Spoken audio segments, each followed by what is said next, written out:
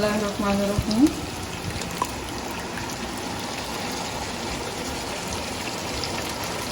Yogurt कर लिया हमने ऐड और इसे मिक्स करें।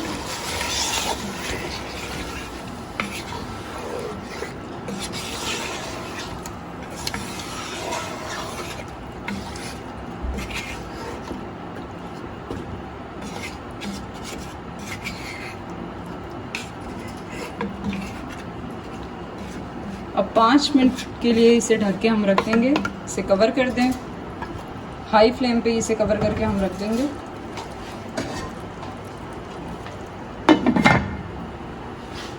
व्यूवर्स, यहाँ पे हमारे हो गए हैं 5 मिनट कंप्लीट और अब हम चेक करते हैं कि हमारा मटन जो है वो किस स्टेज पे पहुँच गया है। तो अब हम देख रहे हैं, बिस्मिल्लाहिर्रहमानिर्रहीम।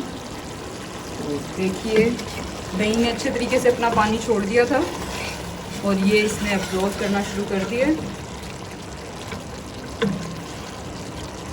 अब इस स्टेज पे आके अब हमने अपना ऑलमंड्स का पेस्ट जो बनाया था, काजू और बादाम का जो पेस्ट था, वो इसमें डाल देंगे।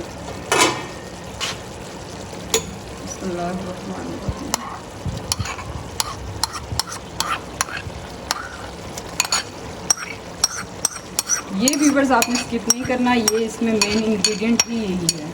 इससे इसका जायका बहुत अच्छा आएगा। इसे अच्छे से मिक्स कर लें।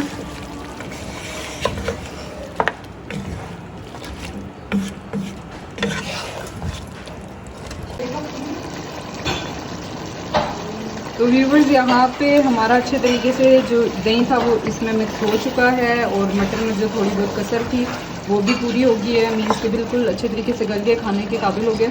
और अब लास्ट में हमने इसमें डालना है देसी घी। अगर तो आप देसी घी नहीं डालना चाहते तो आप इसमें बटर का भी यूज़ कर सकते हैं। देखिए, देसी घी डालने के बाद इसका कलर कैसा चेंज हो गया। और ऑयल डालने का, कम डालने का यही मकसद था कि लास्ट में ऑयल ज़्यादा ना हो जाए। तो ये चीज़ आपने बहुत एहतियात करनी है, क्योंकि अगर इसमें ऑयल ज़्यादा हो जाए तो खाया नहीं जाता। ठीक है, तो ये माशाल्लाह से हमारा मटन वाइट कौरमा अच्छे तरीके से तैयार हो गया और इसकी खुशबू बहुत अच्छी आ रही है।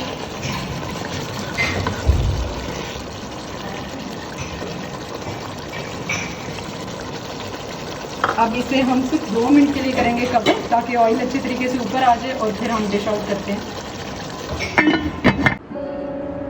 बिस्मिल्लाहिर्रहमानिर्रहीम। व्यूवर्स, ये हमने डिश आउट कर लिया है अपने मटन को। देखिए इसकी लुक कितनी अच्छी आई है और इसका टेस्ट भी बहुत अच्छा है। तो व्यूवर्स, इसे आप किसी भी चीज़ से गार्निश कर सकते हैं। आपने अदरक की स्लाइस ले लें, उससे कर लें गार्निश, और मिर्च से कर सकते हैं, पुदीना या धनिया भी डाल सकते हैं। जो चीज़ आपको अच्छी लगे उससे कर सकते हैं गार्निश। ज़रूर ट्राई कीजिएगा और मुझे कमेंट बॉक्स में ज़रूर बताइएगा आपको इसका टेस्ट कैसा लगा। और अपना और अपने प्यारों का बहुत सारा ख्याल रखिएगा। मेरा चैनल सब्सक्राइब करें, फॉलो करें और शेयर करें। मुझे अपनी टीम